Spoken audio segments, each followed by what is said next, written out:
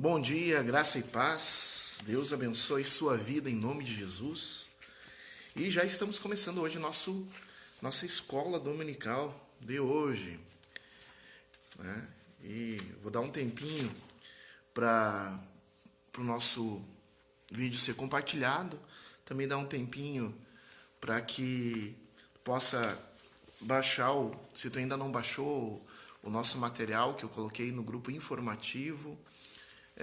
E também nos grupos família, daqui a gente está usando essa revista de 2018, né, Raízes da Nossa Fé, porque está falando, eu gostei do tema dessa revista, tem a da revista de 2020, mas a revista de 2018 está falando de Raiz da Nossa Fé, e hoje nós vamos fazer a lição número 7, Meios de Graça e Disciplinas Espirituais, que está na página da revista Em Marcha, Raízes da Nossa Fé, página 28, 29, 30 e 31. Eu coloquei uma foto dessas páginas para vocês baixarem, para poder. Então eu recomendo que, enquanto pegue 2 celulares, né, quem tiver, quem possível. Quem não tiver, não tem problema, pode só pegar o teu caderno e caneta para fazer as anotações. Mas se tiver 2 celulares na tua casa, um celular fica assistindo a aula, né? E outro celular pode estar acompanhando a matéria como vocês quiserem. Ou se não quiser, também não precisa, que eu vou estar lendo. Então, todo o conteúdo vai estar sendo passado igualmente. Amém? Vamos começar com uma oração? Meu Senhor e meu Deus, nós te agradecemos por essa manhã que tu nos concede, esse domingo pela manhã, Senhor, obrigado, porque tu tens cuidado de nós. Obrigado, Senhor, pelo domingo que tu nos oferece. E a tua palavra diz, Senhor, que devemos crescer em graça, em conhecimento.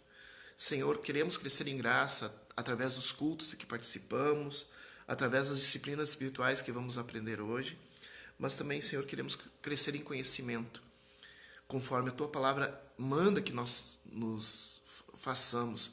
Então, que possamos conhecer em conhecimento de Deus através da escola dominical. Vem, Senhor, ser o nosso professor.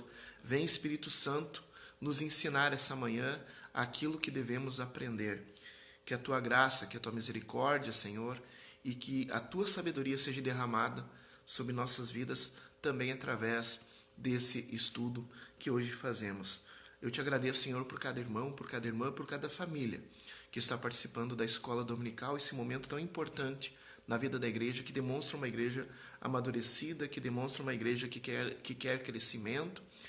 Eu te agradeço, Senhor, por esses irmãos e irmãs que estão comigo. E peço que teu Espírito Santo nos ilumine e seja o nosso ensinador nessa manhã. Que não seja, Senhor, eu, pastor Danielson, o irmão Danielson, a estar ensinando, mas seja o teu Espírito Santo a ensinar todos nós, inclusive a mim, ao meu irmão e minha irmã. Eu te faço esse pedido e invoco o teu nome, em nome de Jesus. Amém e amém. Já que o Espírito Santo, que é o nosso ensinador, não é o pastor Danielson, o professor ou a professora da escola dominical, a gente quer crer que é o Espírito Santo que está aqui conosco e é Ele que nos ensina. Quer dizer, o que eu quero crer, né? Porque é uma decisão, a minha fé é uma decisão, eu creio. E a partir da nossa fé, o Espírito Santo nos ajuda.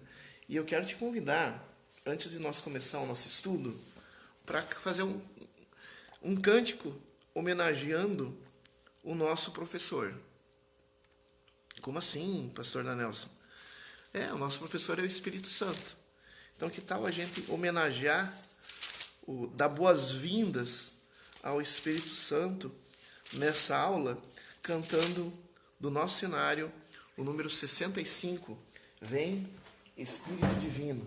Vem? Vamos cantar junto o número 65? Ué, desafinou?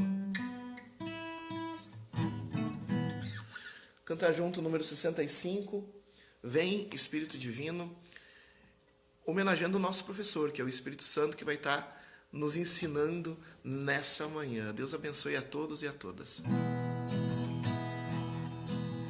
Vem Espírito Divino, grande sim.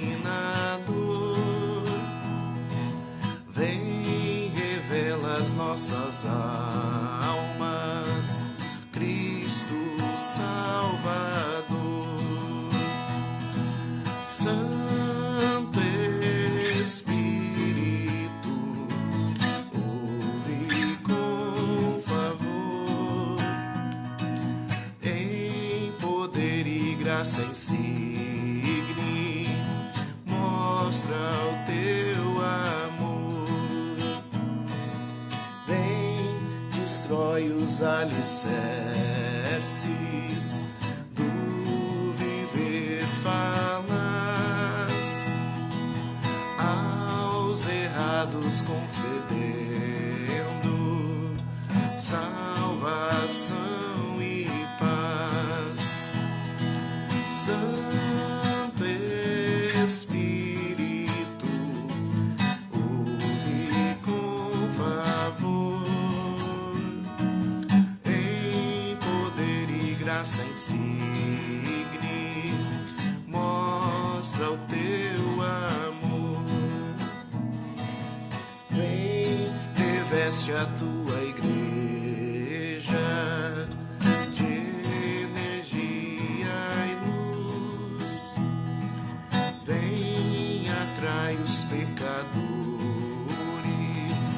ao Senhor Jesus. Santo Espírito, ouve com favor, em poder e graça insigne, mostra o teu amor. Maravilhas, maravilhas grandiosas, outros povos têm. Bênçãos venham semelhantes sobre nós também. Santo Espírito, ouve com favor, em poder e graça insigne, mostra o teu amor.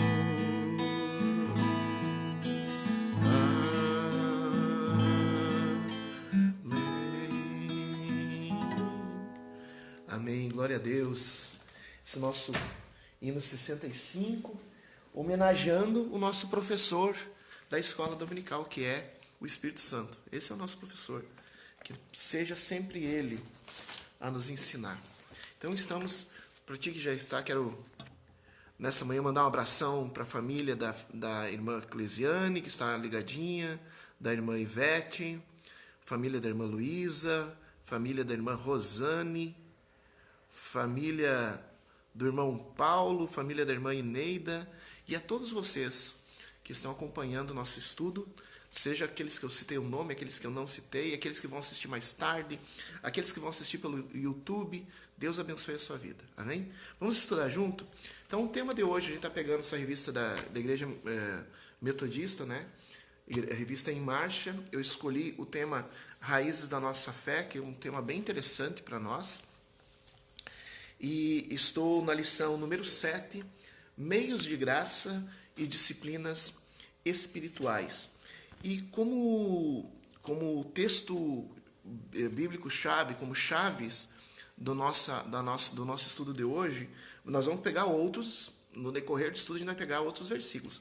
Mas versículos chaves nós temos Mateus, capítulo 26, versículo 41, e 1 Coríntios, capítulo 9, versículo 24 e 27. Vamos ver Mateus, capítulo 26, abram aí, Mateus, capítulo 26, versículo 41, que diz assim: Vigiai e orai, para que não entreis em tentação. O espírito, na verdade, está pronto, mas a carne é fraca. Vigiai e orai, para que não entreis em tentação. O espírito, na verdade, está pronto, mas a carne é fraca. Vamos lá. Vamos em 1 Coríntios e a gente vai falar sobre isso. 1 Coríntios, capítulo 9. Capítulo 9, do versículo 24 ao 27, diz assim: Não sabeis vós que os que correm no estádio, todos na verdade correm, mas só um leva o prêmio? Correi de tal maneira que o alcanceis. Todo atleta tem em tudo se domina. Aquele para alcançar uma coroa corruptível, nós, porém, a incorruptível. Assim corro também eu, não sem meta. Assim luto, não como desferindo golpes no ar, mas esmurro meu corpo e o reduzo à escravidão, para que, tendo pregado a outros, não venha eu mesmo a ser desqualificado. Misericórdia, né?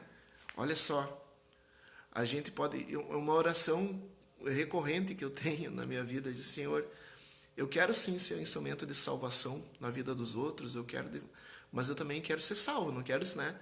E isso as pessoas não se dão conta, né? Pensar, então, é evangelista, é missionária, é pastor, é pastora, é obreiro, é obreira, então tá salvo. Na verdade, não. A gente precisa... Tenho tantos anos de igreja, então tá salvo. Não necessariamente. A salvação tem a ver com a nossa aliança com Cristo Jesus. E o apóstolo Paulo está dizendo isso, para que,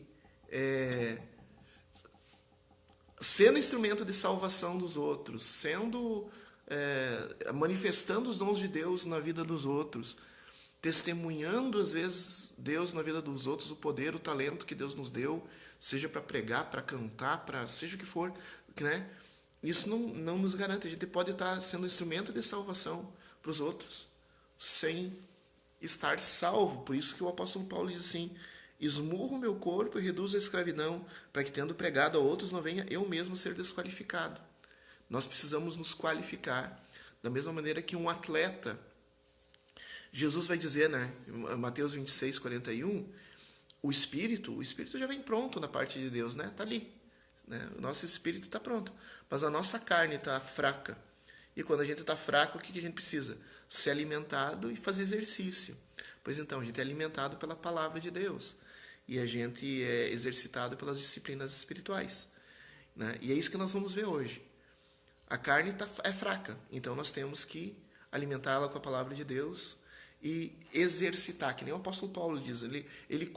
O apóstolo Paulo compara a vida do cristão com a vida de um atleta.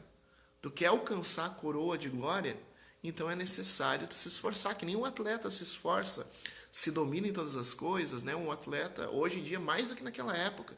Naquela época já era assim. O atleta tinha que cuidar o que comia, o atleta tinha que cuidar, tinha que fazer exercício todos os dias para poder competir, para ganhar um prêmio que termina. Mas nós estamos correndo para ganhar um prêmio que nunca termina, a vida eterna, a coroa de glória. Então, se aqueles atletas, ou se os atletas de hoje se esforçam, quanto mais nós temos que nos esforçar. Vamos falar sobre isso? Então, deixa a tua Bíblia marcada ali em Mateus 26 e deixa a tua Bíblia marcada em 1 Coríntios 9 e vamos seguir a leitura. Meios de graça e disciplinas espirituais. O termo meios de graça não é propriamente uma expressão bíblica, tá? Então não vai encontrar a palavra onde é que está meios de graça. Não é. Mas tem sido usado por muitos segmentos da igreja cristã para designar os canais pelos quais podemos nos apropriar e crescer na graça de Deus, a partir do que revela a palavra. Os principais meios de graça para as igrejas de tradição wesleyana são a oração, seja secreta ou juntamente com a congregação, o estudo das Escrituras, que compreende a leitura, audição e meditação, e a participação da ceia do Senhor, comendo pão e bebendo do cálice em memória de Cristo. Hoje estudaremos os meios de graça e as disciplinas espirituais que nos aproximam ainda mais de Deus. Então, a palavra meio de graça, tu não vai encontrar os meios de graça. É só o entendimento que várias igrejas, no decorrer da história, fizeram, observando as Escrituras, maneiras com que, principalmente em Atos dos Apóstolos e nas cartas, né, nos evangelhos também, mas principalmente nas cartas e em Atos dos Apóstolos, as igrejas cristãs perceberam, e entre elas as igrejas de tradição wesleyana, como a igreja metodista, mas outras igrejas também perceberam que existem, digamos assim, algumas disciplinas recorrentes na Bíblia, disciplinas que o próprio Jesus vai validar, né? E que Atos dos Apóstolos valida, que as cartas dos apóstolos validam. Então, com isso, se chamou essas disciplinas, essas técnicas, essas práticas, legal, práticas, né? Essas práticas da fé de meios da graça, né? Maneiras com a qual a gente experimenta a graça de Deus. É graça, não meio é a maneira pela qual a gente experimenta alguma coisa. Então, meio da graça é maneiras de experimentar a graça de Deus em nossas vidas. Muito bem. Para quem está com o material aí, eu tá lendo. Eu vou ler um parágrafo, comento, leio um parágrafo, comento. Tá? Eu estou aqui onde diz fundamento bíblico. John Wesley escreveu: uso a expressão meios de graça porque não conheço outra melhor e porque ela tem sido geralmente usada na igreja cristã através de muitas gerações, em particular por nossa própria igreja. A igreja de John Wesley era a igreja anglicana. Isso está no sermão número 16 de Wesley. Né? Ele diz, eu uso meios de graça. O termo meio de graça não porque eu não achei outro termo melhor. E porque várias igrejas têm usado esse termo. Temos dois textos principais para essa lição. Mateus 26, 41, que diz, né, Jesus diz que a carne é fraca, que a gente precisa vigiar e orar. E 1 Coríntios 9, 24, 27, em que o apóstolo Paulo nos compara a vida cristã com um atleta, que precisa ser praticado e tal. Em Mateus, o Senhor Jesus está no jardim do Getsemane, aos pés do Monte das Oliveiras. O mestre já havia ceado a Páscoa e instituído a ceia memorial da sua morte. Segundo a tradição, essa ceia ocorreu no cenáculo que fica no Monte Sião, bem próximo à casa de Caifás. Após a ceia, o Senhor Jesus levou seus discípulos até o jardim em que costumava orar. Era seu lugar secreto de oração. Daí o pessoal disse, mas da onde tiraram essa ideia de orar no monte? Não, Jesus ia orar no monte. Né? O monte Getsemane era um monte. Né? Então, e levava os discípulos para orar no monte. Esses dias convidei o pessoal para sair para orar junto. Né? O pessoal às vezes se espanta, mas por quê? Não é só na igreja que se ora? Não, Jesus não orava. Daí o pessoal diz, os metodistas inventaram, ou o pessoal das igrejas pentecostais continuaram com essa tradição e tal. Não foi os metodistas que inventaram, gente. Tira isso da cabeça. Foi Jesus que inventou. Foi Jesus que inventou. Os metodistas só trouxeram. O pessoal do século XVIII, do avivamento metodista, só trouxe essa prática. Mas não foi os metodistas que inventaram. Foi Jesus que inventou. Tá bom? Nesse lugar, Jesus antecipou sua dor na cruz. Lucas diz que Jesus, posto em agonia, orava mais intensamente, e o seu suor tornou-se como grandes gotas de sangue que corriam até o chão. Isso está em Lucas, capítulo 22, versículo 44. Até nesse ano, na sexta-feira da Paixão, eu fiz uma pregação só sobre essa passagem. Depois, se quiserem, até posso colocar o link da pregação ali, mas está no canal no YouTube. Esse cenário que Jesus encontra 3 vezes seus discípulos dormindo. Então, assim, Jesus está lá orando, Jesus está lá se disciplinando para se preparar para aquele momento. Ele está orando e orando, orando, chega lá, levanta, e o que está os discípulos fazendo? Orando junto? Não, dormindo. Misericórdia, né? Só Jesus mesmo. Vamos lá. Vigiai, e Jesus diz, vigiai e orai para que não entreis em tentação. O espírito, na verdade, está pronto, mas a carne é fraca. O mestre orienta a prática da vigilância e da oração. 2 disciplinas espirituais que nos resguardam de cairmos em tentação. Nosso espírito humano está pronto, mas temos limitações em nossa vida física e emocional. Nem sempre fazemos o que desejamos. Paulo relata essa batalha interior em Romanos 7, 18 a 23. Vamos abrir ali para a gente entender o que acontece conosco. Por que a gente precisa vigiar e orar? Por que a gente precisa de disciplina? O pessoal diz assim, fulano de tal é santo. Por quê? Porque ora, porque... Não, nós oramos não porque a gente seja santo, é Jesus. A gente ora porque a gente precisa. Se até Jesus, que é santo, orava, que dirá de nós que precisamos mais ainda. Romanos capítulo 7. Romanos capítulo 7, versículo 18 a 23, diz assim: porque eu sei que em mim, isso é, na minha carne, não habita bem nenhum, pois o querer o bem está em mim, não porém o efetuá-lo. Porque não faço o bem que prefiro, mas o mal que não quero, esse eu faço. Mas se eu faço o que não quero, já não sou eu quem faz, e sim o pecado que habita em mim. Então, ao querer fazer o bem, encontro a lei de que o mal reside em mim. Porque no tocante ao homem interior tenho prazer na lei de Deus. Mas vejo nos meus membros outra lei que, guerreando contra a lei da minha mente, me faz prisioneiro da lei do pecado que está nos meus membros. Ou seja, espiritualmente a gente deseja a santidade.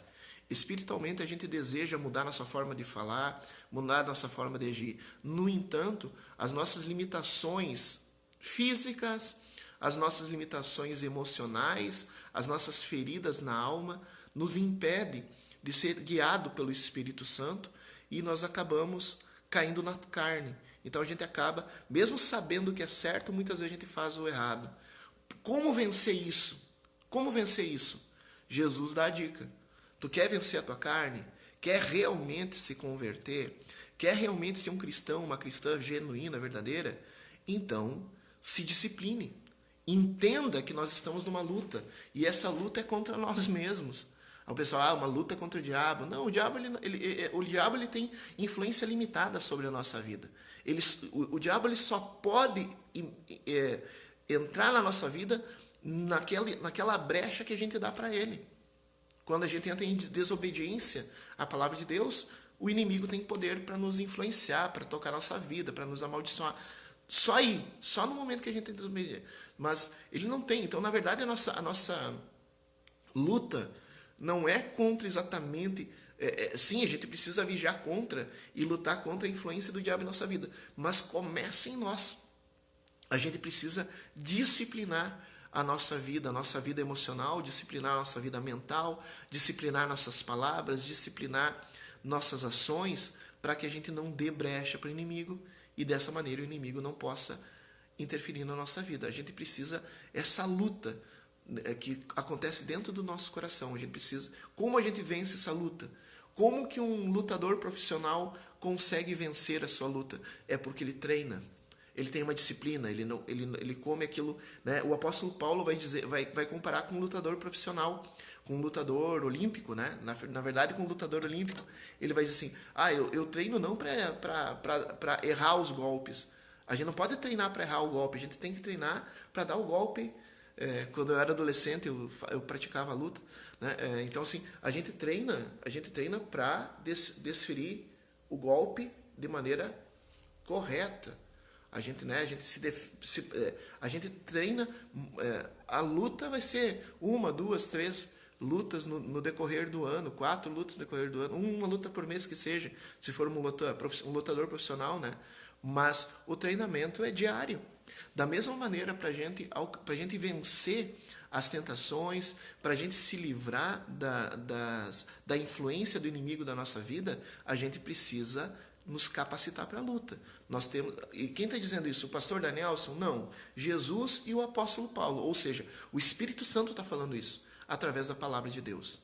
Então, assim, a gente precisa praticar diariamente para que a gente esteja preparado no momento que a luta com o inimigo vier, a gente está preparado, a gente está disciplinado, a gente sabe como responder corretamente. Amém? Então, assim,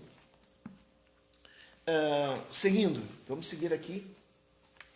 É nesse contexto que está o segundo texto, né, isso significa que nossa vida espiritual não é automática. O Espírito Santo nos leva. O Espírito Santo nos leva naquilo que a gente permite. O Espírito Santo... Gente, cuidado. Deus, os dons de Deus são irrevogáveis. E Deus nos deu um dom do livre-arbítrio. Deus nos escolheu. Ele disse, escolha. Escolha se tu quer seguir a mim ou quer seguir maldição. Isso aqui é um dom irrevogável que Deus deu ao ser humano. Então, assim, não é o Espírito Santo que vai te tomar e te levar à santidade. Não. É tu que vai deixar o Espírito Santo te conduzir. Né? Então, sim, é o Espírito Santo que promove a santidade em ti. É o sangue de Cristo que lava os teus pecados e é o Espírito Santo que te conduz em santidade. Mas ele não vai quebrar teu livre-arbítrio. ele não vai quebrar a tua decisão de segui-lo. Ele não vai te obrigar a ser santo. Então, assim, o Espírito Santo me tomou e eu nem sei o que eu estou fazendo. Não, não é verdade. O Espírito Santo, ele nos conduz. A palavra paráclito, que é atribuída ao Espírito Santo, quer dizer aquele ajudador que te acompanha do lado. Ele vai te acompanhando, ele vai te orientando, mas ele não vai impedir o teu livre-arbítrio. Se tu quiser pecar, ele não vai impedir. Pode pecar, ele não vai impedir.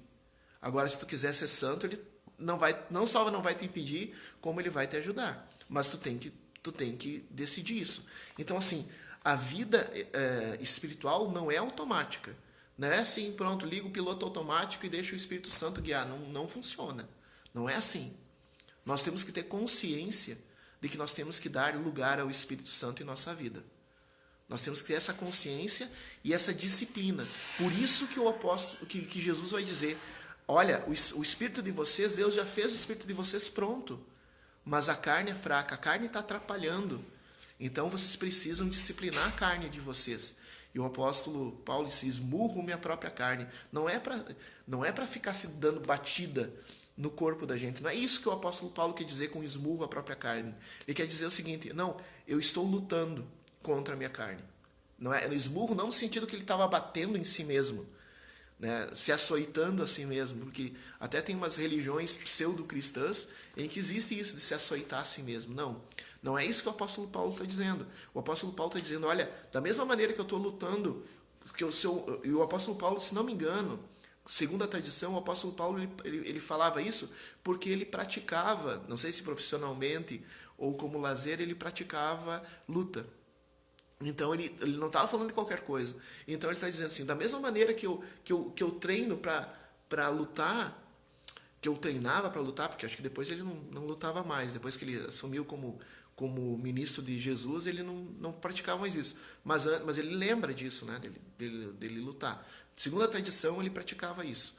Então, da mesma maneira que eu treino para lutar contra um adversário num ringue, da mesma maneira eu estou lutando, eu estou esmurrando a minha carne.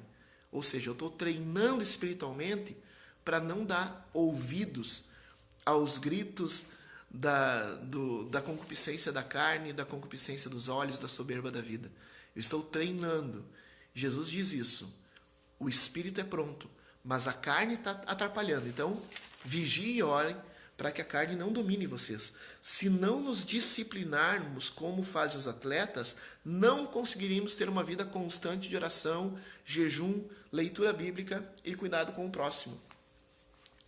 E os metodistas do século XVIII, do século XIX, e talvez os nossos avós metodistas, tinham costume de fazer jejum 2 vezes por semana, né, nas quartas e nas sextas. Eles tinham esse costume. Era uma disciplina que eles faziam. Então isso fazia com que eles fossem mais santos? Não, era uma disciplina que eles tinham. Hoje em dia a gente geralmente faz, claro, cada um tem uma disciplina de jejum conforme, mas geralmente se faz jejum com um propósito específico. Mas eles não, eles para se disciplinarem, para estarem preparados para o jejum, eles faziam o jejum 2 vezes por semana. Que interessante, né? Seria legal que a gente pudesse fazer pelo menos jejum 1 vez por mês, já que a gente não faz 2 vezes por semana. Claro, tem gente que continua até hoje fazendo jejum 2 vezes por semana. Glória a Deus por isso. Isso torna a pessoa mais preparada. Claro que jejum a gente não sai dizendo quem é que faz, quem é que não faz, né? A não ser o jejum coletivo. De jejum coletivo, sim. A gente vai dizer, olha, um propósito de jejum para a igreja, vamos entrar em jejum.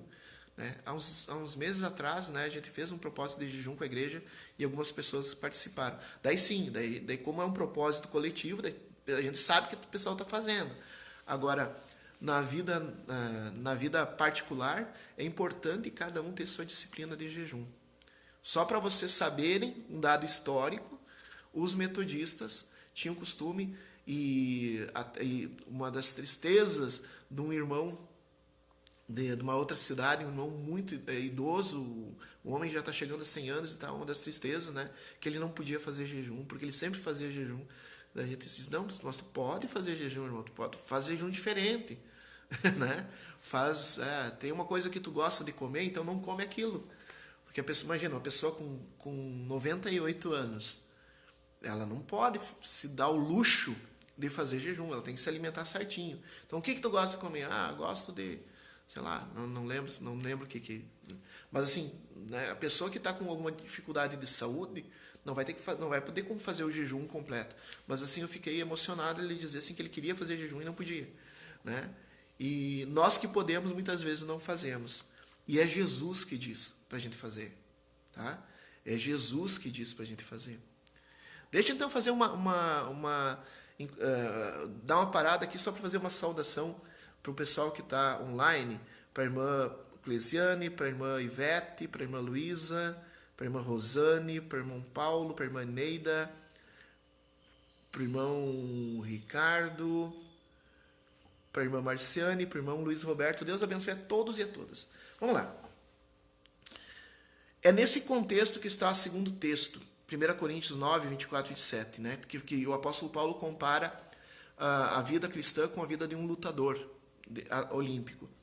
Precisamos, como atletas, correr para alcançar o prêmio, e para alcançá-lo não basta desejar. Ah, eu quero ir para o céu, eu quero ser santo, eu quero, né, ser salvo. Não basta só querer.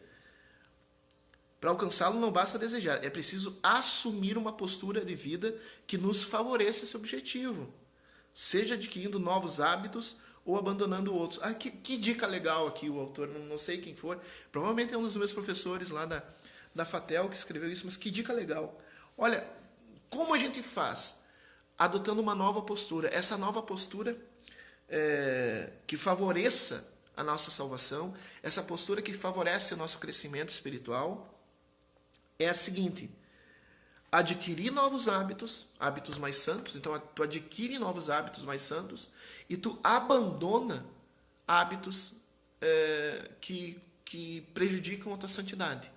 Essas duas coisas, olha que dica prática de disciplina espiritual, que dica prática essa aqui, né? Como é que a gente consegue crescer espiritualmente e consolidar nossa salvação em Cristo? Adquirindo novas práticas de santidade. Então, coisas que tu não fazia antes. Ah, eu nunca fiz jejum na minha vida. Ah, então eu vou começar a fazer. Adquirindo uma nova prática, né? Ah, eu só ia no culto uma vez por mês, então agora eu vou uma vez toda semana. Eu só ia no culto uma vez por semana, então agora eu vou duas. Vou também no culto de oração e assim por diante. Adquirindo uma prática que tu não tinha. Então, as duas disciplinas básicas. Adquirindo uma nova prática que tu não tinha e abandonando uma prática que tu tinha.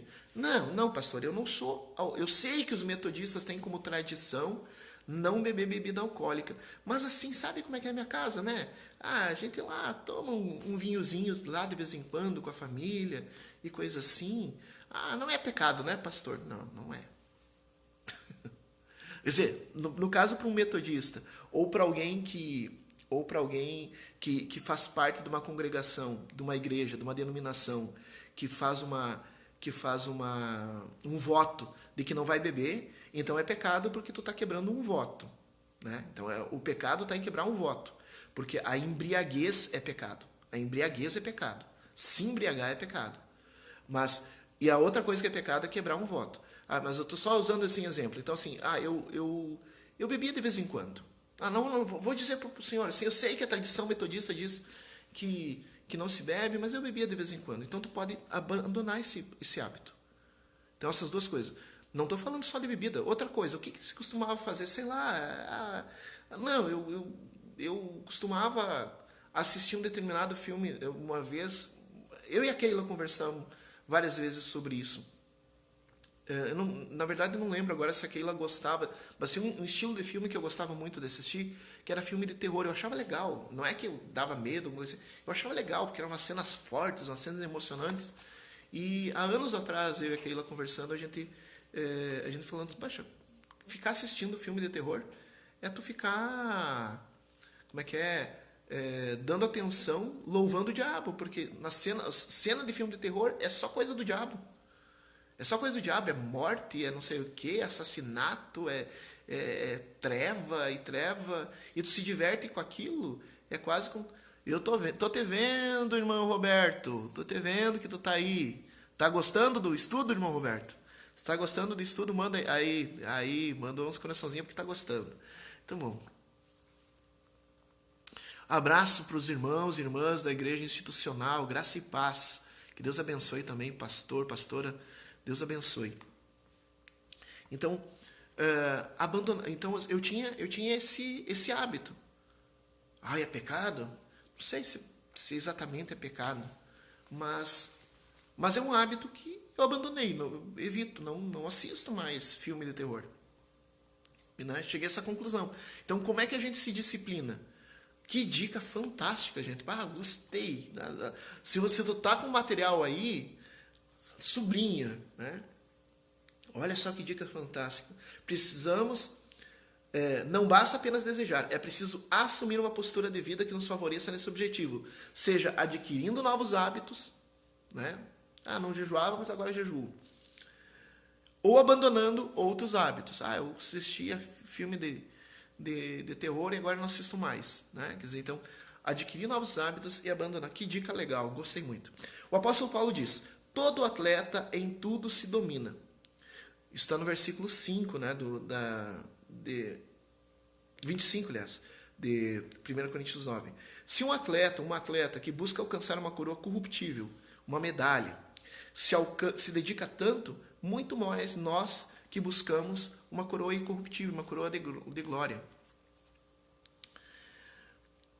É com essa analogia que Paulo diz assim: assim corro eu, não sem meta, assim luto não como desferindo golpes no ar, mas esmurro o meu corpo e o reduzo à escravidão, para que, tendo pregado a outros, não venha eu mesmo a ser desqualificado.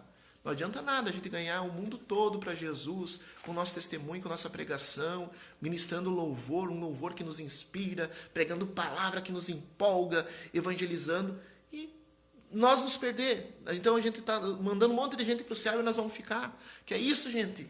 Vamos junto com aquelas que a gente está ganhando. Então, para isso a gente precisa se disciplinar. A gente precisa abandonar os hábitos que nos afastam de Deus e adquirir novos hábitos que nos aproximam de Deus. Olha só aqui.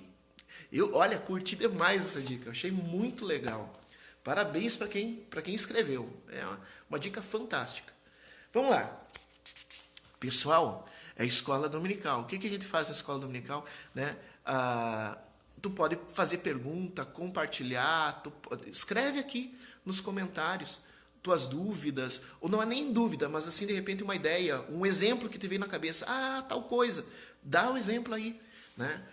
Por exemplo, que exemplo tu pode dar de atitudes que tu pode adquirir novas e atitudes que tu tem praticado que tu deveria deixar, não só tu, mas qualquer um de nós. Que dicas? Vamos dar dica, né? Eu dei uma dica, né? Não tinha prática de jejum, começar a ter prática de jejum. Não tinha...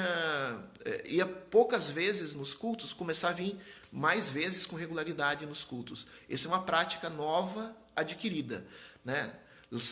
Só lia no cenáculo uma vez por dia. Mano, agora eu vou começar a estudar a Bíblia, ler um capítulo da Bíblia por dia, por exemplo, né? Práticas novas. E práticas antigas, eu tenho um exemplo, eu costumava beber. Não, eu vou parar de beber. Eu costumava assistir filme de violência. Vou parar de assistir filme de violência. Que outros exemplos tu podes nos dar? Coloque aqui embaixo, escreva aqui embaixo. Uma prática que seria legal adquirir. 2, uma prática que seria legal deixar. Coloca aqui embaixo a tua contribuição. Vamos ver. Né? Logo eu vou estar lendo. Vai colocando. Né? Uma prática boa para adquirir e uma prática que deve ser abandonada. Não precisa ser só da tua vida, mas assim, aquilo que o Espírito Santo te mostrar. Assim, olha, a ideia, vamos adquirir essa prática e vamos abandonar aquela. Dá um exemplo aqui embaixo.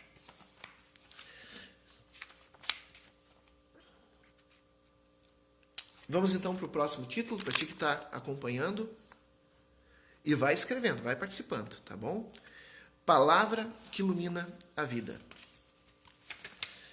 A prática nas disciplinas espirituais sempre foi ênfase no meio do povo de tradição wesleyana, no meio do povo metodista. Desde a sua origem. John Wesley, que é o fundador do metodismo, ele dizia: Começa, designa uma parte de cada dia para exercícios privados. Quer tenhas prazer nisso ou não. Ah, que legal isso, né? Ah, não, gente, jejum, é legal, mas eu não gosto. Não, se tu gostasse, tu não estaria... esmurrar o corpo, quer dizer, fazer uma coisa mesmo que tu não gosta. Sabe que nem quando a gente é criança e a mãe manda a gente tomar um remédio ruim, ou né, a nona, a nona chega e diz pra gente, não, tem que comer de tudo, mesmo que a gente não gosta. Pois é. Então, olha que John Wesley fala. Começa, designa uma parte de cada dia para exercícios privados, quer tenha prazer nisso ou não. Estuda e ora diariamente. É para o benefício da tua vida, não há alternativa. De outro modo, tu permanecerá frívolo todos os teus dias. Essas palavras demonstram a importância da vida devocional. Agora está tarde, agora não dá tempo. Não, começa. Começa hoje, não começa amanhã, começa hoje. Terminou esse vídeo, tira um momento de oração. Terminou esse vídeo, anota os textos bíblicos e lê o capítulo todo. Então, em vez de ler só aqueles 3, 4 versículos de 1 Coríntios 9, lê todo 1 Coríntios 9. Em vez de ler só aquele versículo 41 do Mateus 26, lê todo Mateus 26. Né? Começa agora e amanhã continue. Através do livro. Esse livro eu tenho. Ah, que pena, eu devia ter, só que algumas coisas ainda estão encaixotadas. Esse livro eu tenho. É muito legal. A Vida Devocional na Tradição Wesleyana, de Steve Harper. Aprendemos muito sobre as disciplinas espirituais na vida de Wesley. No primeiro capítulo, Harper nos informa que a vida devocional de Wesley era realista, disciplinada, marcada pela amplitude por ser sentido de comunidade e pela dimensão da igreja. Então, deixa eu ver como é. Falta ainda 12 minutos, 17 minutos para o término. Deixa eu ver como é que está. Vamos lá. Eu vou fazer a leitura aqui. Então, primeiramente, a vida devocional de Wesley foi marcada pelo realismo. Assim como nós, Wesley tinha seus altos e baixos. Sua vida devocional não era perfeita, tal a nossa também não é perfeita. Nunca poderemos ter uma vida espiritual em um único nível. Sempre haverá uma luta disciplinar para vivermos as disciplinas espirituais. É um exercício diário. Então, o próprio Wesley, ele tinha o costume de relatar tudo no diário dele, e ele relatava, inclusive... Ah, que legal, irmão Roberto, que Deus abençoe. Né? O irmão Roberto é uma bênção, né? Tá sempre junto conosco, que Deus continue assim na tua vida, irmão Roberto, participando sempre do culto. E ó, ficou bem legal, não, o irmão... Faça que nem o irmão Roberto, gente. Participe junto, né? Escreva, dê sua opinião, faça sua pergunta, né? Que nem o irmão Roberto. Deus abençoe, viu, irmão Roberto? O irmão Roberto disse, eu adoro o culto. Isso aí, a gente tem que ir. E o culto é lugar para adorar mesmo, irmão Roberto. Tá certo. Vamos lá. Então, realista, né? O John Wesley, assim como o apóstolo Paulo, aqui nas cartas de Paulo, ele vai dizer assim, essa semana a gente falou sobre isso, né? O apóstolo Paulo diz, não que eu tenha alcançado, mas eu estou lutando. O John Wesley tinha esse mesmo realismo, e é um realismo muito prático, esse testemunho realista é muito bom. Não se considerar hiper espiritual, não achar que a gente vai estar sempre em alta. Às vezes eu costumo brincar, eu digo assim, hoje eu estou me sentindo um bife ambulante, né? Porque às vezes a gente deixa de lado a nossa leitura, a gente perde, a gente se envolve tanto em trabalho. Hoje em dia a gente se envolve tanto em trabalho, não para nunca, né? É um trabalho atrás do outro, a gente não tem tempo para descansar em Deus, para tirar um tempo. Daí esses dias, tem dias assim que eu digo para Keila, hoje eu estou me sentindo um bife ambulante, né? Nessa carne, porque assim não tive tempo com Deus. E a gente tem que ser realista, a gente tem que às vezes entender que tem dias que a gente está bem com Deus, tem dias que a gente está se sentindo, né, no espírito, está andando. Mas a gente tem que ser realista, tem que ser humilde e dizer, poxa, hoje eu estou um bife ambulante, hoje eu, né? E quando a gente se der conta disso, para que a gente precisa se dar conta que a gente não está tão bem espiritualmente? Para a gente poder voltar para Deus. Então até eu falo para Keila me ajudar, né?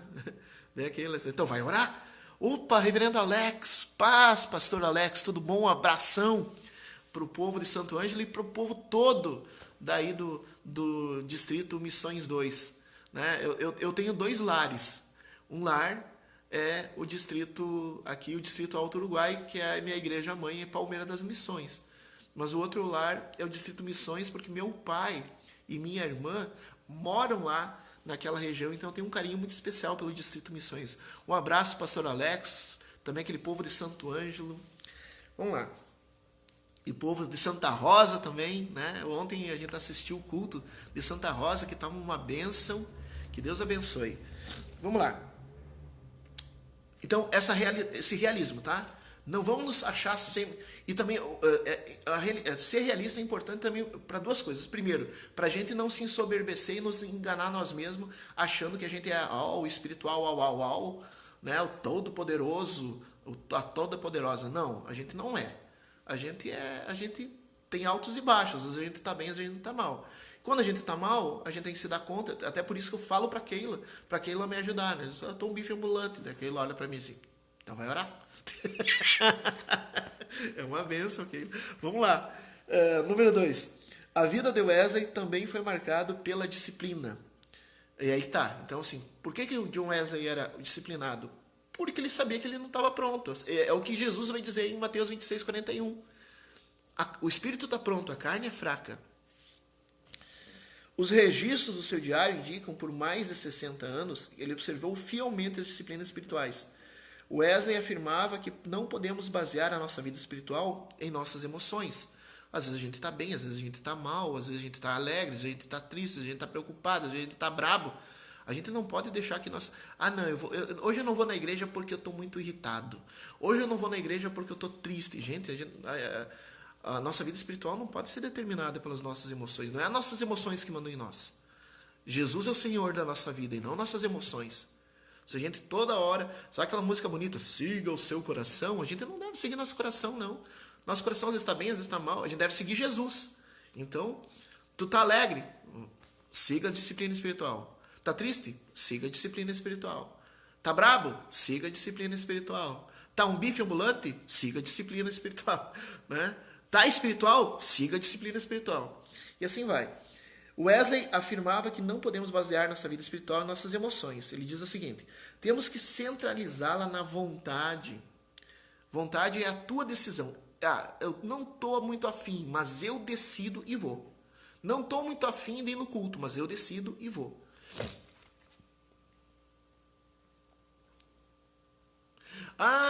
Paulo, olha, o Paulo tem... Bom esse livro, né? É muito legal. O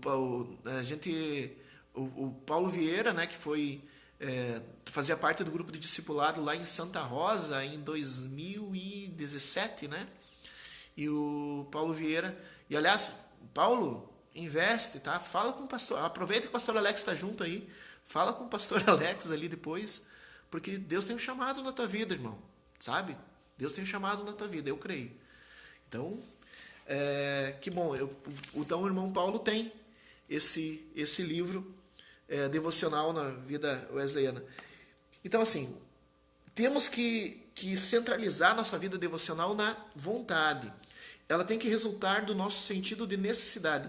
Devemos nos esforçar por fazer aquilo que sabemos ser certo, por fazer aquilo e deixar que Deus providencie as emoções. Mesmo na ausência de emoções, permanecemos confiantes de que Deus está continuando a sua obra nas nossas vidas. A disciplina torna-se, assim, o método pelo qual nossa vida espiritual é mantida nos bons e maus momentos. Essa é uma dica fundamental. Se a gente for baseado na emoção, se a nossa vida espiritual, se a nossa vida devocional for baseada na emoção, quando a gente está bem, a gente vai ter... Quando a gente está mal, a gente não vai ter. E no dia que vier a luta, minha irmã, a gente não vai estar preparado. Agora, se a disciplina nos ajuda nisso, a disciplina nos ajuda a não ligar momento bom, momento ruim, momento triste, momento alegre, continuar na disciplina, isso nos fortalece. Quando a luta vier, a gente vai estar preparado. Então, não baseie na sua emoção. Hoje eu não estou muito bem, não vou no culto. Não, nesse dia que tu tem que ir. Mas hoje eu estou alegre, estou feliz, então hoje eu não preciso ir no culto. Não, vai. Né? Esqueci de ler a Bíblia, mas tudo bem, acontece. Mas volta e começa de novo. Não se deixe guiar pela... Terceiro, A vida espiritual de Wesley foi marcada pela amplitude. Isso é legal também. Certa vez ele afirmou: a minha base é a Bíblia. Sim, eu sou um fanático da Bíblia, ele dizia. Sigo suas instruções com respeito a todas as coisas, grandes e pequenas. Ele continuava referindo-se a si próprio como homo unis libri, que quer dizer homem de um livro só. O alicerce e modelo da sua fé eram as Escrituras. Contudo, ele não se limitava à Bíblia.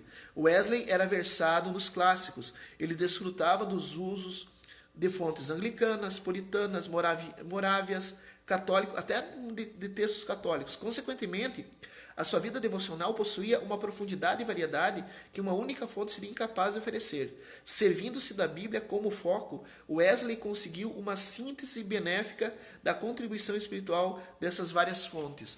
Então, assim, amplitude. Para Wesley, eu acho fantástico isso e eu concordo com Wesley nisso. Não é porque, pastor metodista vai discordar de Wesley. Por que não? Se Wesley falou alguma bobagem, mesmo sendo pastor metodista, eu vou discordar dele. Mas, assim, para defender a tradição, não necessariamente. Assim, a tradição wesleyana está dizendo isso. A Bíblia é nosso livro de fé. Mas eu acho legal que o Wesley, e eu concordo, eu também penso assim. A Bíblia é nosso livro de fé, ou seja, mas isso não quer dizer que eu não possa ler outras coisas. Eu leio outras coisas, eu leio outras fontes, mas eu vou comparar com a Bíblia. E vou tirar dessas outras fontes aquilo que concorda com a Bíblia. A Bíblia continua sendo a minha referência.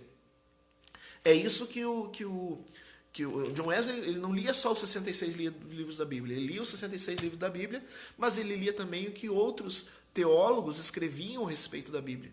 Então, assim, não era só a Bíblia pura, mas ele lia também o pensamento de outros teólogos, inclusive de teólogos que talvez ele nem seguisse.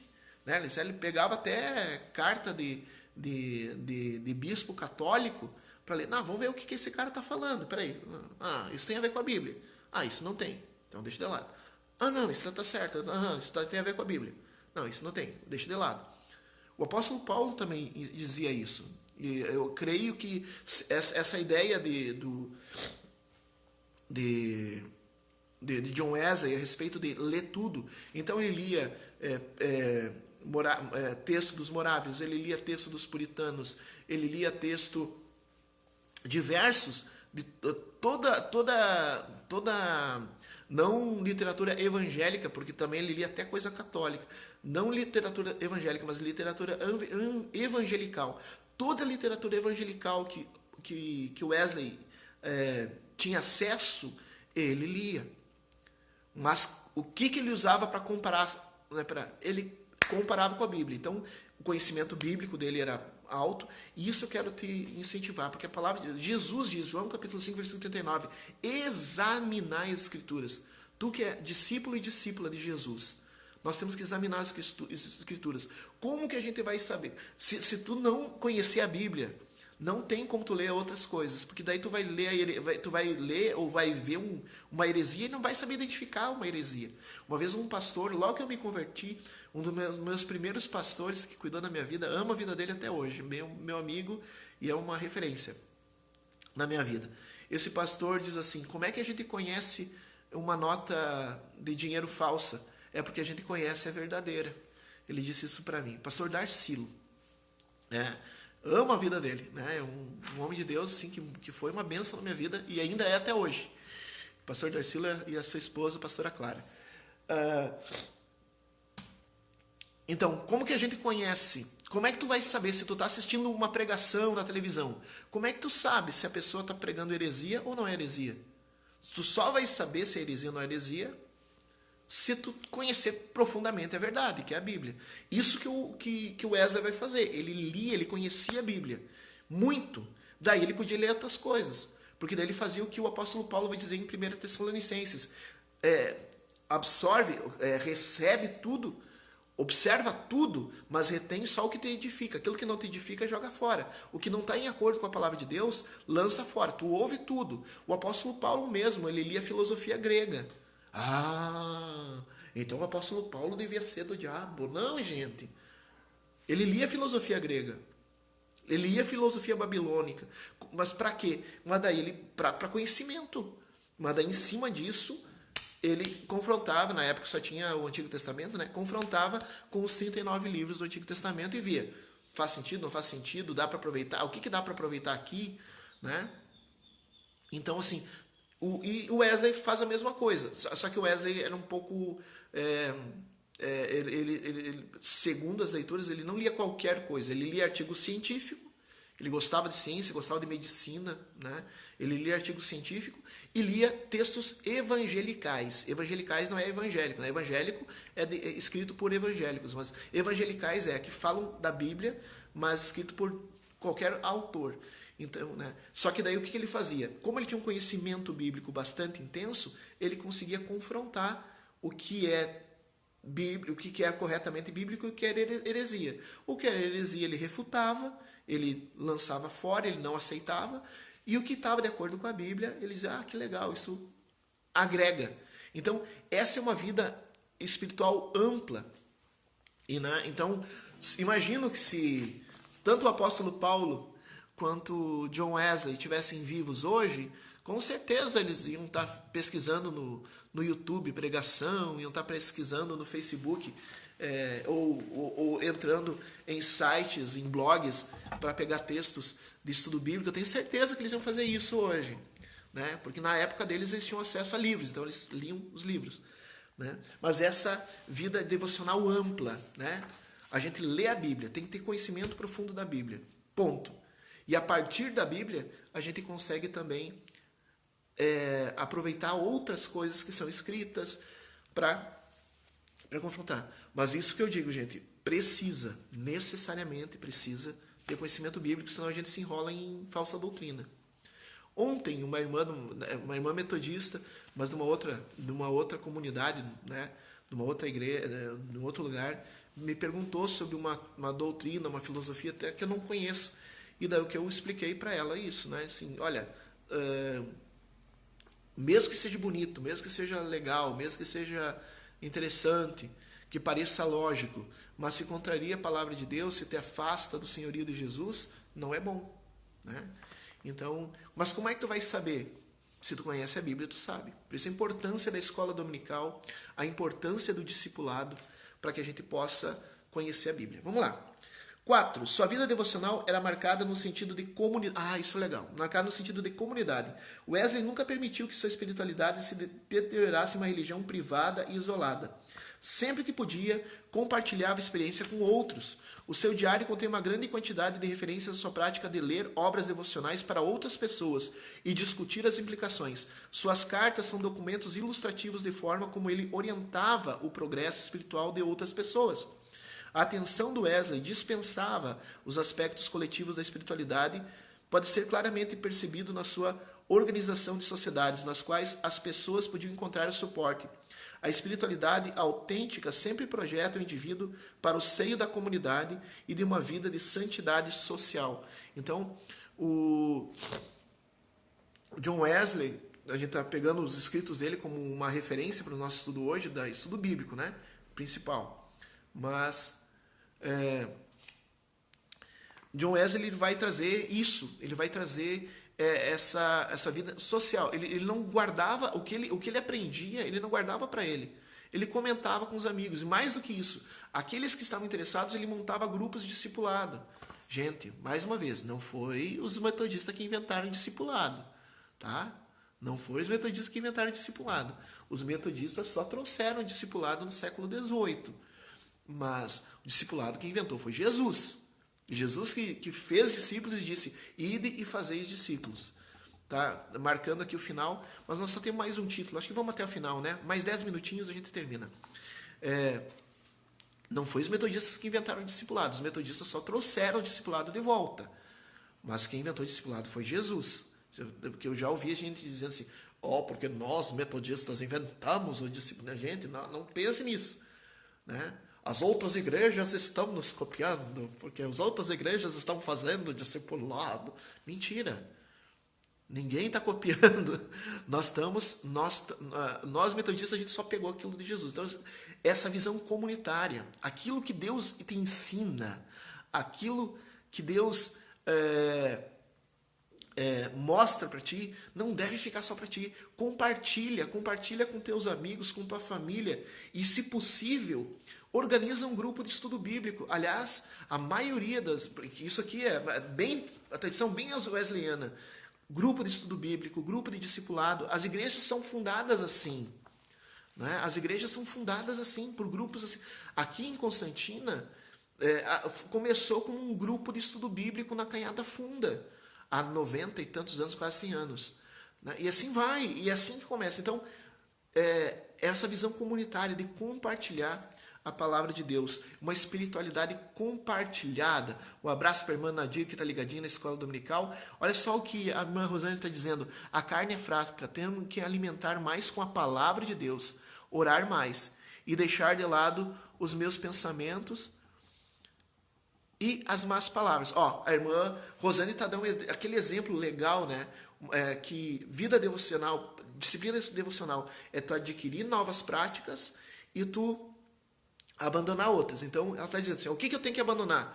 Mau pensamento, más palavras, isso eu tenho que abandonar. Meu jeito de falar tem que mudar. Legal, muito bom. E o que eu tenho que adquirir hábito? De ler mais a Bíblia e de orar mais. Isso, exemplo. Mais alguém tem algum exemplo? Esse exemplo muito bom da irmã Rosane. Leve para vocês. Eu vou ler na íntegra, porque não vai, depois no vídeo não vai aparecer, né? Escrito, mas para ti que acompanha ali, olha só que legal. Tenho que alimentar mais com a palavra de Deus e orar mais. Isso, então, adquirir esse novo, como é que é? Esse hábito novo, de ler mais e de orar mais. E o que eu tenho que abandonar? Que hábitos eu tenho que abandonar? Os pensamentos ruins, né? Pensamentos de derrota, pensamento pecaminoso, pensamento maléfico. E as más palavras, né? Sair da nossa boca, cuidar com o que sai da nossa boca, né? Não sair insulto, não sair palavra de descrença, não sair blasfêmia, tomar esse cuidado, né? Bom exemplo. Alguém mais tem mais um exemplo nesse sentido, né? De disciplinas, coisas que a gente deve adquirir, hábitos novos que a gente deve adquirir e hábitos maus que a gente deve abandonar? Coloca aqui embaixo que na irmã Rosane. Muito bom, irmã Rosane. Dica excelente, né? E, vamos lá. Último título. Wesley tinha uma vida devocional marcada pela dimensão da igreja. É importante termos em mente que Wesley nunca permitiu que sua espiritualidade pessoal ou que as sociedades nos grupos de discipulado se tornassem substitutos da igreja.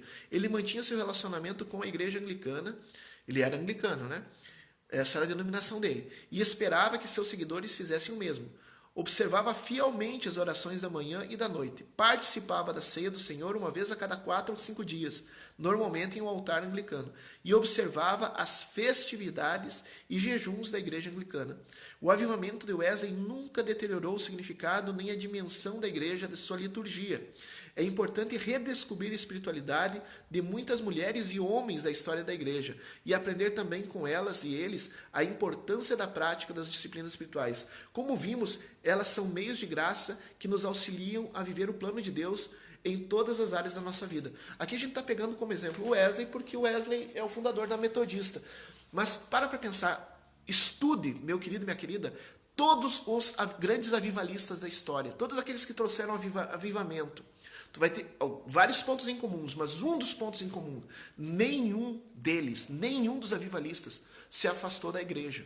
Porque hoje está muito comum, né? Pensando, eu tenho uma vida devocional em casa, eu leio a Bíblia em casa, eu oro em casa. Não preciso.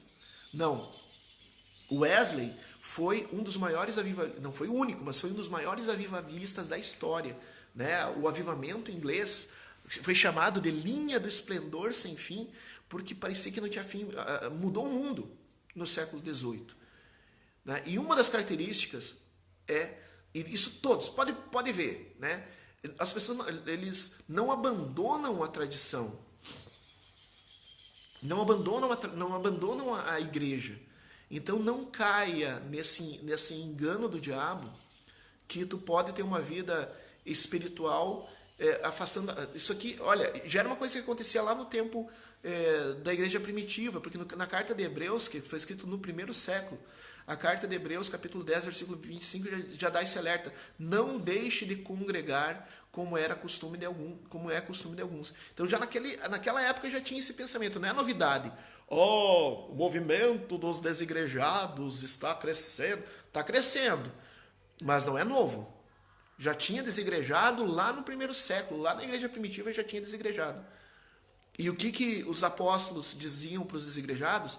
Não deixem de congregar. Então, assim, uma coisa, participar da célula de discipulado não substitui a igreja. Orar em casa, ler a Bíblia em casa, não substitui a igreja. São coisas todas que fazem parte da tua disciplina. São coisas todas que fazem parte da tua vida devocional. Um complementa ao outro, nenhum substitui. Discipulado não substitui escola dominical. Escola dominical não substitui discipulado. A oração na igreja e no culto de oração não substitui o tempo de oração que tu está tendo em casa. Da mesma maneira, o tempo de oração que tu está tendo em casa não substitui tu ir participar do culto de oração. Tu fazer tua vida devocional em casa não substitui a tua ida ao culto público. Mas ir ao teu culto público não exclui tu ter uma vida devocional em casa. É tudo as coisas juntas. E John Wesley, sim, ele deu esse testemunho, não foi o único que deu esse testemunho. Gente, sério. Eu quero impactar a minha geração. Eu quero ser uma pessoa como é que é? São profetas e profetisas da nova geração. O avivamento vai vir através da minha vida. Tudo isso. Mas agora, olha aqueles que já foram profetas e profetisas nas gerações anteriores. Todos os avivalistas, todos, sem exceção, eles não se desviaram da sua igreja. Eles continuaram congregando. Wesley, ele tinha grupo de discipulado, mas ele estava na igreja. O Wesley tinha sua vida devocional em casa, mas ele também estava na igreja. Então, se tu quer uma vida cheia do Espírito Santo, disciplinar a sua vida... Jesus, gente, o pessoal diz, não, porque Jesus, ele não tinha religião. Então, o que ele ia fazer no templo todo sábado? O que ele ia fazer na sinagoga todo sábado? Por que ele tinha uma festa religiosa? Por que Jesus ia para as festas religiosas se ele não tinha religião? Porque o pessoal está dizendo, Jesus não tinha religião. Então por que ele levava os discípulos junto nas festas? Quantos, né? Ele pregava fora, ele tinha grupo de discipulado, ele orava no monte, mas ele também ia nas festas da igreja não, né? Nas festas na sinagoga, nos estudos da sinagoga e nas festas no templo. Ele participava de tudo. Então, assim, essa história, não, porque Jesus... Gente, não acredite nisso. Jesus, ele tinha uma vida devocional muito intensa, fora da congregação dele. Mas ele também participava da congregação dele. Ele participava das festas, ele estava na sinagoga. Não acredita em mim. Não acredita em mim. Leia os evangelhos. Leia Mateus, leia Marcos, leia Lucas e leia João. Depois que tu lê, daí tu pode vir. E se tu não encontrar Jesus, se tu não encontrar Jesus nas festas religiosas, se tu não encontrar Jesus na sinagoga, se tu não encontrar Jesus no templo, e mais do que isso, Jesus levando as pessoas para o templo, Jesus levando as pessoas para a sinagoga, Jesus levando as pessoas para as festas religiosas. Se tu não encontrar isso na Bíblia, daí tu volta aqui no texto e diz, pastor, tu mentiu. Tá? Mas lê Mateus, Marcos, Lucas, João. E tu vai ver que Jesus, ele tinha uma vida devocional fora da igreja muito intensa. Ele tinha uma vida ministerial, evangelística fora do templo muito intensa. Mas ele não deixou de participar da sinagoga e do templo e das festas. Logo, aquelas pessoas que ficam dizendo que Jesus não tinha religião, das duas uma, ou é filho do capeta ensinando heresia, ou é um pobre ignorante que não leu a Bíblia. Não tem outra explicação.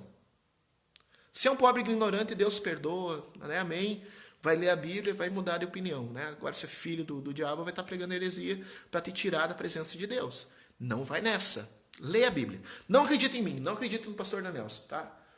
Leia a Bíblia, tá? Leia a Bíblia. Leia Mateus, Marcos, Lucas, João. E depois vem aí dizer se Jesus participava da religião ou não, tá bom? Não, aí que tá o negócio. Não se limita à religião. Não se limita à religião. Mas acrescenta também. Então, da mesma maneira, John Wesley, Paulo também diz isso. Carta aos Hebreus vai dizer isso. E John Wesley vivia isso. Os outros avivalistas todos viviam isso. Então, vida espiritual. Mas também faz parte da vida comunitária. Isso também faz parte da vida comunitária, né? Porque a tua igreja local... Então, não deixe de congregar na tua igreja local. Principalmente se a tua igreja local está passando por algum tipo de dificuldade. Porque hoje em dia... Porque é muito egoísmo da nossa parte a gente participar de uma igreja que está tudo pronto, que está tudo bom, que está tudo bombando, que tem todos os ministérios. Ali é bom, né? Eu vou, sento. É praticamente assistir um show de graça, né? Aquele ministério de louvor. Isso, aquilo. Enquanto isso, aquela igrejinha às vezes está precisando de um obreiro, está precisando de uma opção. Não, eu prefiro ir naquela que está pronta. Não, assim, então, seja uma bênção na vida daquela igreja que está passando dificuldade. Participe, se ofereça para ajudar, ajude a construir uma igreja. Olha só que bênção, né? Não deixe de congregar como é costume de alguns. Hebreus capítulo 10, versículo 25. Então, o que nós vimos aqui? Pegando do testemunho de John Wesley, mas com base nas escrituras, né? Nós vimos hoje Mateus 26, 41, o espírito está pronto, mas a carne é fraca, então a gente deve orar e vigiar. E a gente viu 1 Coríntios 9, 24 e 27, que a nossa vida espiritual precisa de treinamento. E esse treinamento é a oração, é a prática do jejum. E a gente pegou no testemunho de John Wesley, que foi um crente, foi um irmão nosso, né? Santo João, não, ele é um crente que deu um bom testemunho, a gente pode pegar o testemunho dele. Que era uma vida realista, né? Uma vida ele não se achava super crente, ele percebia que tinha altos e baixos. Era uma vida disciplinada, ele não se deixava guiar pela emoção, mas ele mantinha as atividades, o programa dele, não se perdia. Foi daí que surgiu... Aí que a gente surgiu o apelido de metodista, porque eles eram disciplinados. A palavra metodista quer dizer disciplinado. A irmã Nadir está dizendo aqui, ó, na escola dominical a gente aprende, questiona, perguntando. Eu amo a escola dominical. Isso aí, irmã Nadir. Que Deus continue te abençoando, né? A irmã Nadir é lá de... me fugiu o nome da igreja. Eu estive lá visitando. Que Deus abençoe o teu povo. Na escola dominical a gente aprende, é isso aí, né? Então, vida devocional realista, vida devocional disciplinada, vida devocional ampla, né? Não se detém só numa coisa, mas usa a Bíblia como referência de leitura, mas a partir da Bíblia também poder ampliar para outra experiência.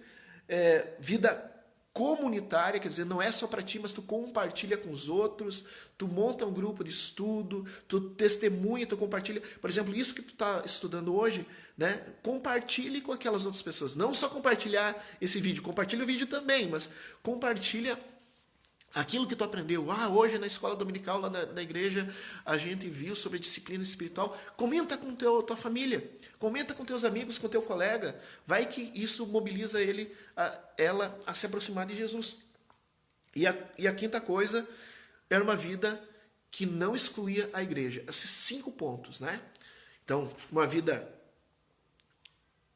realista, uma vida disciplinada, uma vida ampla, uma vida... A irmã Nadir Cruz Alta. Obrigado, irmã Nadir. Uma vida comunitária e uma vida marcada, já tive várias vezes em Cruz Alta, inclusive, e uma vida devocional marcada pela dimensão da igreja, não exclui a igreja. Esses 5 pontos. Então, tu pode chegar, então, uma forma de tu compartilhar, né? Já chega assim, hoje eu estava vendo sim, que a vida disciplinar tem 5 pontos que precisam ser observados. Aí, compartilha. Vamos lá. Conclusão. E agora eu vou estar lendo a conclusão. Agora que eu estiver lendo a conclusão, coloca aqui, enquanto estou fazendo a leitura da conclusão, coloca aqui embaixo. Como é que sua vida de oração e leitura bíblica? Você tem uma vida de disciplinas espirituais? Compartilha como está sendo a tua vida de disciplinas espirituais, até porque o teu testemunho pode ajudar o outro. Pode dizer assim, eu costumo ler no cenáculo, eu oro tais horários do dia, faço jejum uma vez por mês, ou sei lá, né? Eu procuro sempre participar dos cultos, pelo menos tantas vezes por mês, e assim por diante. Coloca aqui embaixo o teu testemunho de como é que está sendo a tua vida, a tua disciplina espiritual, como é que tu vive a tua disciplina espiritual, porque isso pode até, o teu testemunho, as tuas ideias de como tu vive, pode até ajudar os outros. Eu posso fazer isso também, eu não estava fazendo isso, mas agora que eu li o que a irmã falou, o que o irmão falou, eu posso fazer. Então coloca aqui embaixo, assim, nos comentários, coloca como é que é a tua vida de disciplina espiritual, como é que tu vive a tua disciplina espiritual. Ou diz assim, eu até não percebi que precisava de uma disciplina espiritual, mas agora eu vou viver a minha vida, vou estar lendo tantos capítulos por dia, vou estar orando, né? Pode colocar aqui embaixo também algumas ideias que tu tem para a tua vida, né? Coloca aqui embaixo que assim que eu terminar de ler a conclusão, eu vou ler também as tuas colocações para que mais pessoas sejam edificadas. Já começa compartilhando aqui. Então, conclusão. Os meios da graça e as disciplinas espirituais são meros exercícios espirituais. Sua força está na comunhão com o Senhor Jesus. Não isso é bem legal também, né? Não adianta nada a gente fazer, é o que os fariseus faziam. Os fariseus tinham uma vida disciplinada, muito disciplinada, mas eles não tinham comunhão com o Espírito Santo. Então, a disciplina, mas em comunhão com o Espírito Santo. É uma relação de intimidade, amor e convivência com a Santíssima Trindade. Essa relação com Deus nos leva à obra da justiça e misericórdia para com o próximo. Quanto mais próximos de Deus, mais seremos o braço do Senhor no mundo. A gente pode ser boca de Deus na terra, a gente pode ser a mão de Deus na terra, mas para isso a gente precisa estar em comunhão com Deus. E as disciplinas espirituais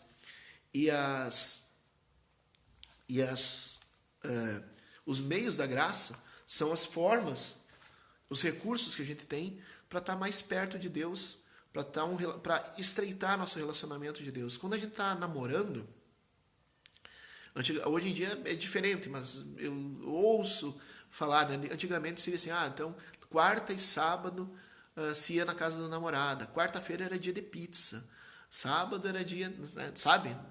Sábado se saía para ir no cinema. Então era um tipo de rotina que fazia com que os namorados iam se conhecendo mais, iam se aproximando mais e podiam até vir a se casar a partir de então. Eram disciplinas para os namorados, né? Da mesma maneira, nós temos que nos aproximar do nosso Pai. E como que nós vamos nos aproximar do nosso Pai? Com essas disciplinas diárias, né? Lendo a palavra de Deus, orando, tendo a prática do jejum, participando das atividades da igreja, muito importante, participar mesmo das atividades da igreja, né? Esse tipo de coisas que nos fortalecem, que nos instrumentalizam e nos aproximam mais de Deus. Amém? É isso. Vou dar 2 segundinhos para te colocar, quem quiser, colocar a opinião do que foi, como foi o nosso estudo de hoje, o que chamou a atenção, tá bom? 1 e 2. Tá bom. Pode continuar comentando mesmo depois que não estivermos mais online, pode continuar comentando. Quero orar pela tua vida. Agradecer por esse momento. Meu Senhor e meu Deus, obrigado por cada irmão, por cada irmã que está participando, que está acompanhando esse estudo. Eu peço, Senhor, uma bênção especial sobre cada um, mesmo aqueles que eu não vou citar o nome, mas sobre a casa da irmã Clesiane, sobre a casa da irmã Ivete, sobre a família da irmã Luísa, sobre a família da irmã Rosane, sobre a família do irmão Paulo, sobre a família da irmã Eneida, sobre a família do irmão Ricardo, sobre a família da irmã Marciane, do irmão Luiz Roberto, do pastor Alex, da irmã Márcia, da irmã Cleci, da irmã Nadir, e a todos e a todas eu peço a tua bênção. A irmã Eneida diz assim: eu vivo sempre ligada com Deus em todo momento. Tudo que faço, eu peço se é da vontade de Deus e agradeço no mesmo momento. Isso aqui é muito importante. Isso que é viver a vida de oração. Amém? Podem continuar compartilhando aqui. Meu Senhor, meu Deus, eu te agradeço por esse estudo. E eu peço, Senhor, e também peço, Senhor, por esse irmão, por essa irmã, por essa família que está assistindo e que não aparece o nome. Eu não vejo o nome dessas pessoas, mas tu sabe o nome, tu sabe da vida, tu tem o nome escrito na palma da tua mão, o nome de cada um que está acompanhando, Senhor, esse vídeo. E eu peço, Senhor, que o teu Espírito Santo ajude a viverem as disciplinas, os meios da graça e que multiplique sobre esse lar, sobre essa casa, as bênçãos do Senhor Jesus. Em nome de Jesus, Senhor, nós te agradecemos e pedimos, continue ministrando, Espírito Santo, nos ensinando, nos revelando, em nome de Jesus. Amém e amém. Então tá, gente. Que bom poder participar com vocês. Um bom domingo a todos. Lembrando, hoje às 14h30, né? Todo domingo às 14h30, programa Coração Aquecido pela rádio Constantina 104.9 FM. Pastor, eu moro longe, a rádio Constantina não pega aqui. A rádio Constantina só pega aqui ao redor de Constantina. Constantina, Novo Xingu, né? Liberato e alguns lugares assim pertinho, né? Então, mas não pega aqui na minha região, não tem problema, tu pode assistir o programa, ele é transmitido também pelo Facebook da Rádio Constantina FM. Então procura Rádio Constantina FM e todo domingo das 14h30, são 30 minutinhos, todo domingo das 14h30 às 15 horas, começa às 14h30, termina às 15 horas, é só essa meia hora. Participe junto conosco, amém? E hoje às 19 horas ainda não temos culto presencial. Hoje às 19 horas nós temos culto aqui, culto dominical, aqui pelo Facebook em live, tá bom? Assim que a gente tiver o nosso culto presencial liberado, eu vou estar avisando vocês para vocês participarem. Mas até lá, participe dos nossos cultos online. Deus abençoe, um domingo abençoado. E para ti que está assistindo pelo YouTube, já aproveita, deixa teu like e se inscreva no canal, tá bom? Deus abençoe e até nosso próximo encontro.